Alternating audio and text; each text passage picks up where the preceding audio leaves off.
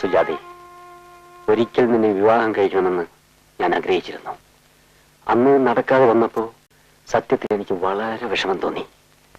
ഇന്ന് നിന്നോട് സ്നേഹത്തെക്കാൾ കൂടുതൽ സഹതാപമാണ് എനിക്കുള്ളത്. കഴിഞ്ഞതെല്ലാം മറക്കൂ. നിനക്കൊരു പുതിയ ജീവിതം തരാൻ സാധിച്ചതിൽ എനിക്ക് സന്തോഷമുണ്ട്. നീ സമാധാനമായി ഉറങ്ങിയിട്ട് വളരെ ദിവസങ്ങളായി എന്ന് എനിക്കറിയാം. ഇന്ന് നമ്മുടെ ആദ്യ രാത്രിയാണ്. എങ്കിലും നിന്നെ ഞാൻ ശല്യപ്പെടുത്തുന്നില്ല. ഉറങ്ങിക്കോളൂ. Good night.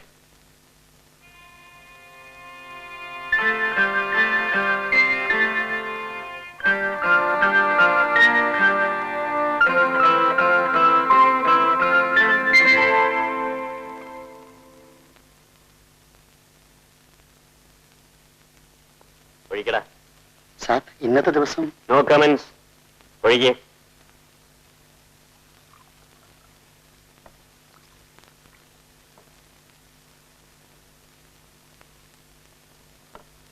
First night കുടിച്ചിട്ടുണ്ടായിരുന്നു.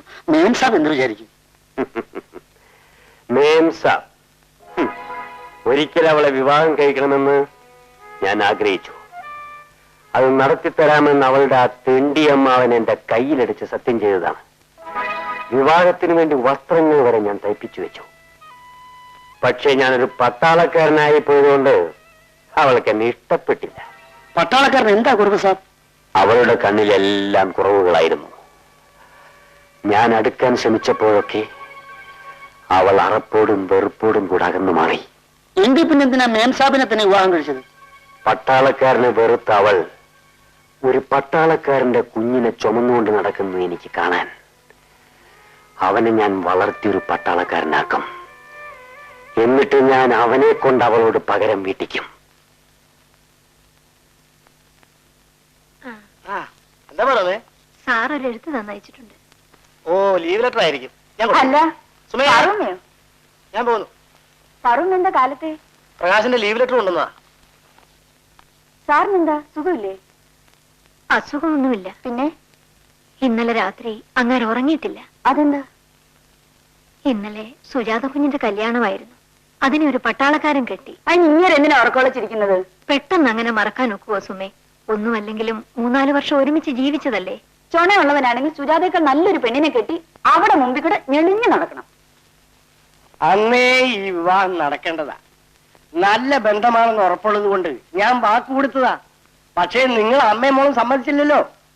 ഒന്നുമില്ലേലും ഒരു പ്രൊഫസറാന്ന് വെച്ചാ ഞാൻ അവള് പറഞ്ഞതിന് ഒത്തുമൂളിയത്. അത് ഇങ്ങനെയൊക്കെ ആകുമെന്ന് ആര് കരുതി?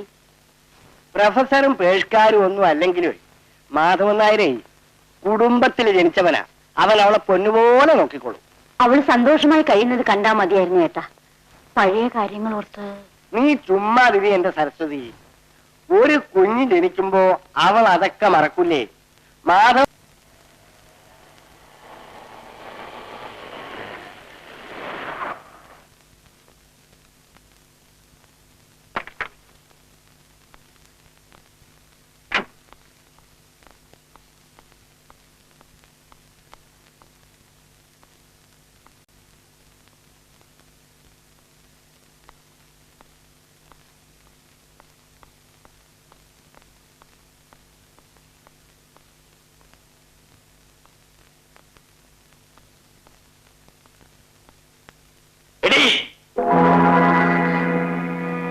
എന്താടി ഇത്ര വലിയ ഉറക്കം? ഞാൻ വരുന്നത് നിനക്ക് കാത്തിരുന്നൂടെ? എന്താ പതിവില്ലാതെ? എന്റെ പതിവ് നിനക്കങ്ങനെ അറിയാം. കുടിച്ചിട്ടുണ്ടല്ലേ? ഉണ്ട്. എന്താ ഇഷ്ടമായില്ലേ? ഇത് നിർത്തിക്കൂടെ? എന്തിന്? എനിക്കിതുവരെ നിർത്താൻ തോന്നിയിട്ടില്ല, നിർത്തുകയുമില്ല. നിന്റെ മറ്റവൻ കുടിക്കുമായിരുന്നോടി? ആര്? നിന്റെ ആദ്യത്തെ നായര്, ആ കോളേജ് വാദ്യാര്. ഇല്ല. എന്നാൽ ഞാൻ കുടിക്കും. എന്തിനാണെന്നറിയാം? കുടിക്കാതെ നിന്റെ അടുത്ത് വരാൻ എനിക്ക് അറപ്പായതുകൊണ്ട്. സുബോധത്തോടുകൂടി എച്ചിൽ നിന്നാൻ എനിക്ക് കഴിയില്ല. എല്ലാം അറിഞ്ഞുകൊണ്ടല്ലേ? ആ, എല്ലാം അറിഞ്ഞുകൊണ്ട് തന്നെ. എടീ, പട്ടാളക്കാരൻ മാധവൻ നായർ നിനക്കെന്ന് വലിയ പുച്ഛമായിരുന്നില്ലേ? എന്നെ വിവാഹം കഴിക്കാൻ ഇഷ്ടമല്ലെന്ന് പറഞ്ഞവളല്ലേ നീ? മദ്യത്തിന്റെ മണം നിനക്ക് സഹിക്കുന്നില്ല അല്ലേ? എന്നാ നിനക്കത് സഹിക്കാൻ കഴിയുമെന്ന് ഞാനൊന്ന് നോക്കട്ടെ.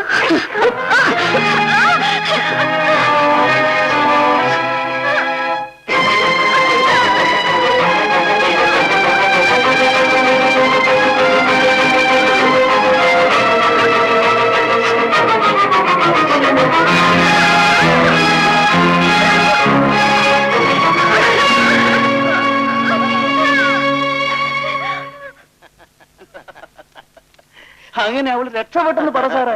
ഏതോ ഒരു എക്സ്മിലിറ്ററിക്കാരനെയാ കെട്ടിയത്. പഴയ അടുപ്പക്കാരനായിരിക്കും. ഏതായാലും അവള് ഡിഫൻസ് ഫോഴ്സിനെ കുറിച്ച് അറിവുള്ളവൾ. അത് ശരിയാ.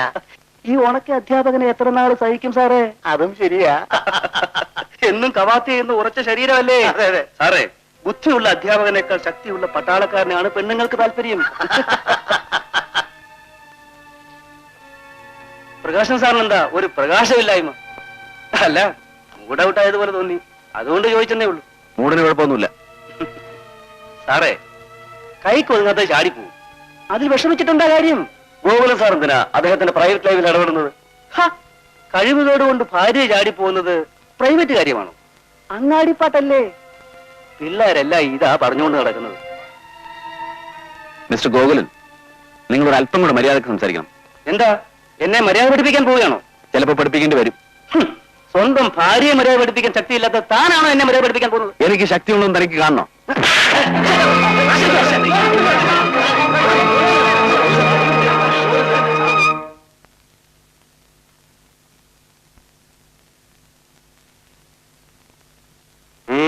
എന്താടി? എനിക്കൊന്ന് വീട്ടിൽ പോയാൽ കൊള്ളാം. നമുക്ക് പോകുന്ന വഴിക്ക് മേം സാബിനെ വീട്ടിൽ ഡ്രോപ്പ് ചെയ്യാം. എന്തിനാടി വീട്ടിൽ പോകുന്നത്? ഓ, ഇവിടത്തെ വിശേഷങ്ങൾ വിളമ്പാനായിരിക്കും. തൽക്കാലം അത് വേണ്ട. അമ്മയെ ഒന്ന് കാണാൻ. അവരെന്താ ചാകാൻ കിടക്കുന്നു? അമ്മയെ കാണാനിട്ട് നിനക്ക് ഉറക്കം വരുന്നില്ല അല്ലേ? നിന്റെ മറ്റവന്റെ കൂടെ ഇരുന്നപ്പോഴും എന്നും വീട്ടിൽ പോകുമായിരുന്നോടി.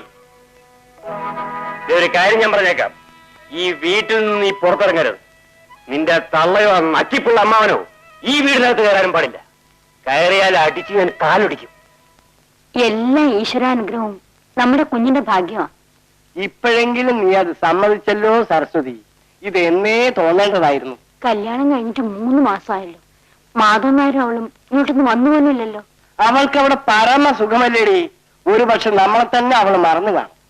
എന്നാലും ചേട്ടാ. ശരി, നീ വിഷമിക്കണ്ട. നാളെ തന്നെ ഞാനൊന്ന് പോയിക്കളയാം.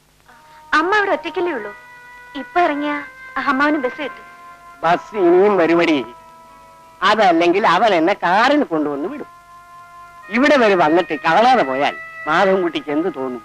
ഒന്നും തോന്നുകയില്ല. അങ്ങേര് വരുമ്പോ താമസിക്കും. ഇനി വരുമ്പോ കാണാം. അതൊന്നും സാരമില്ല മോളെ. എന്തായാലും ഇവിടെ വരാതിരിക്കില്ലല്ലോ. അമ്മാവൻ താമസിച്ച അമ്മ വിഷമിക്കില്ലേ? ഞാൻ ഇത്തിരി വൈകുമെന്ന് പറഞ്ഞാ പോന്നത്. നീ ഏതായാലും ചോറ് വേണം. അത് വിശേഷിച്ച് കറിയൊന്നും ഇല്ലെന്നായിരിക്കും. നിന്റെ കൈകൊണ്ട് അരച്ച ഉപ്പും മുളകും ആണെങ്കിലും അമ്മ അവന് പഞ്ചാമൃതമാണ്. നീ വേഗം പോയി ചോറ് വിളമ്പ്. എനിക്ക് വല്ലാതെ വിശക്കുന്നു. ചെല്ലു മോളെ.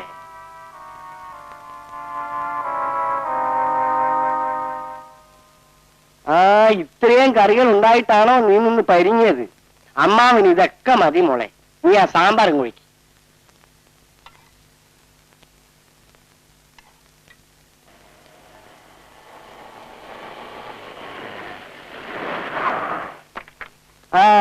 മാധവൻകുട്ടിയല്ലേ വന്നത്? ഞാൻ ഒറ്റയ്ക്കിരുന്നതിന് ഇപ്പൊ അവൻ പണങ്ങും. അല്ലെങ്കിൽ നീ കണ്ടോ? മാധവൻകുട്ടിയേ, ഇവിടെ ഒരു വിരുന്നുകാരൻ ഇരിപ്പുണ്ട്. അങ്കിൾ സാർ എപ്പോഴെത്തി? ഞാൻ വന്നിട്ട് കുറച്ചു നേരമായി. അല്ല, സാധനം കൊണ്ടുവരുമെന്ന് എനിക്കറിയാം. പക്ഷേ എനിക്ക് വല്ലാതെ വിശന്നു പോയി. അത് സാരമില്ല, നീ ഇങ്ങോട്ട് ഒഴിക്ക്. ദാസപ്പ, ഞാനും മാധവൻകുട്ടിയും കൂടി ഇതുപോലെ കൂടിയിട്ട് എത്ര നാളായി? കല്യാണ നിശ്ചയത്തിന്റെ അന്നായിരുന്നു. അപ്പൊ നിനക്ക് നല്ല ഓർമ്മ ഉണ്ട്. വെള്ളം കുറച്ചൊഴിയടാ.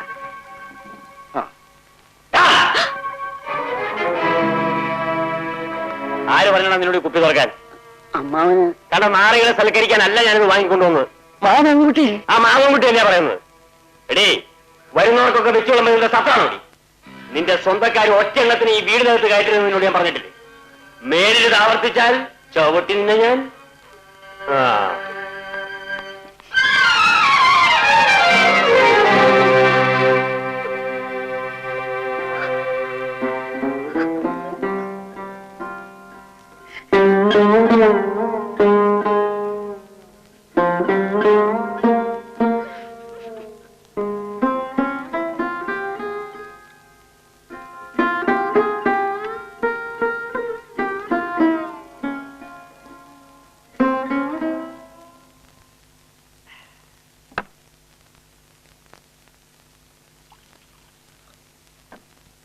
എന്താടേ അമ്മാവൻ ഇങ്ങനെ അപമാനിച്ചു വിട്ടത് ശരിയായില്ല.